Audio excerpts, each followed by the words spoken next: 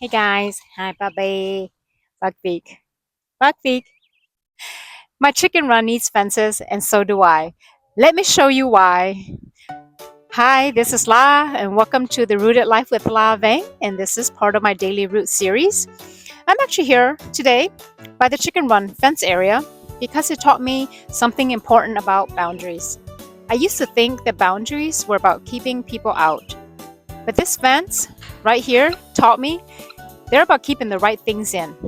All my feather babies so they stay safe, especially in the morning. I put it up not because I don't love all of my feather flock, but because I love my tomatoes, my beets, my vine vegetables, even my favorite flowers, my sunflowers.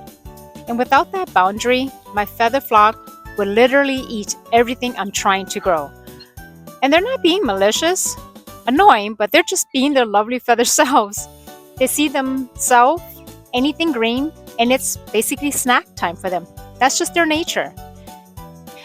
I used to think that having boundaries made me selfish, especially as a woman who was raised to be helpful, accommodating, always available. I confused loving without being limitless. I thought good people say yes to everything, and if I said no, I was failing at being a good friend, mother, wife, and colleague. But here's what I've learned. When you have no boundaries, you end up giving from an empty cup. You become resentful of the very people you're trying to love. You start feeling like everyone wants something from you, and nobody sees you as a person with your own needs, dreams, and limitations. Trust me, I know how that feels. And that's not love, that's martyrdom. And martyrdom helps no one.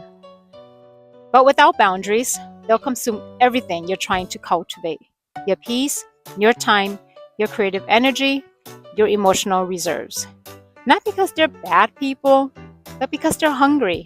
People in a world that teaches us to take what's offered to them. I used to think that boundaries were mean.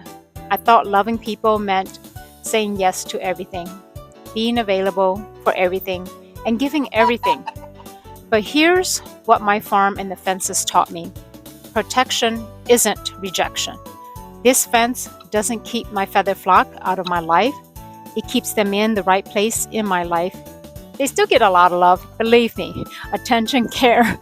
They just don't get into my garden, especially this time of year. So you can love someone and still say no. You can care about people and still protect your energy. You can be kind and still have limits. You can be generous and still have boundaries. The fence doesn't make me a bad chicken mama. It makes me a good one.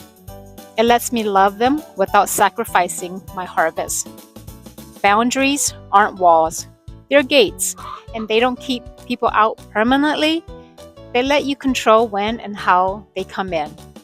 They let you love people without losing yourself. So, if you're learning to build healthy boundaries, then you're not alone. It really is one of the hardest things that we do, especially as women who were raised to be accommodating. So, if this is helpful, please subscribe for more real talk about protecting your peace while staying open hearted. And tell me, what boundary do you need to build today? And what are you trying to protect? So, until the next Daily Root episode, have a wonderful day. Take care. Buckbeak. Hi. It's Buckbeak. Buckbeak. You want some snack? Hi, sweetheart. Hi, Buckbeak. Oh, hi, Polly. How are you? It's the ducks. Bye.